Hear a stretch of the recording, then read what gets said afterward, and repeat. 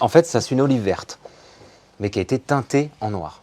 C'est juste hallucinant. C'est un fruit qui n'était pas mûr, mais on vous fait croire qu'il est mûr en le colorant. Des olives trop lisses, trop brillantes pour être honnêtes et maquillées au gluconate ferreux. Vous pouvez les reconnaître en lisant les étiquettes. Y figure la mention plutôt ambiguë d'olive noire confite. Alors comment on fabrique des fausses olives noires? Il faut partir déjà d'olives vertes. Donc l'idée c'est, on va tout cueillir sur l'arbre, le fruit immature.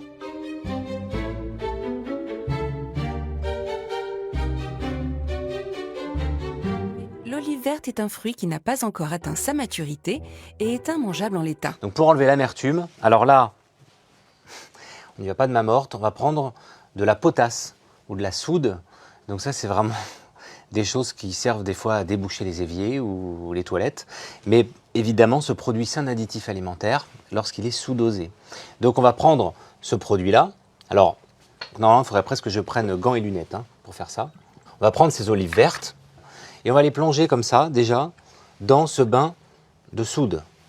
Ensuite, dans de la saumure, donc très très riche en sel. Et puis ce sel, il va déshydrater un petit peu l'olive pour essayer de la rendre un peu plus tendre. Parce que là, on est vraiment sur une olive immature, donc qui est très très rigide. Et enfin, l'étape ultime, c'est de rajouter un colorant. Alors, ce n'est pas un colorant en soi, c'est gluconate ferreux. Le fer va rentrer dans la chair de l'olive et va devenir noir progressivement avec le temps. Alors, vous voyez, on est sur quelque chose de... comme de la rouille, en fait. Et voilà. Et ça, on va laisser plonger ça pendant quelques jours. Et l'olive va devenir noire.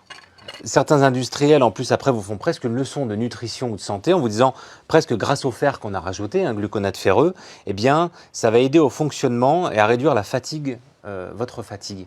Donc, on vous fait presque croire que ça devient un alicament. Donc, on vous dupe sur la texture, sur la saveur, sur la couleur, et on vous fait croire en plus que c'est bon pour la santé. C'est hallucinant de voir ce type de produit. Vous voyez, en quelques minutes seulement, les olives deviennent noires. Et au bout d'une semaine, j'ai reconstitué ces fausses olives noires.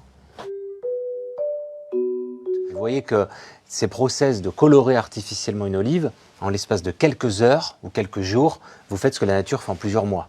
Donc évidemment, c'est un gain d'argent énorme.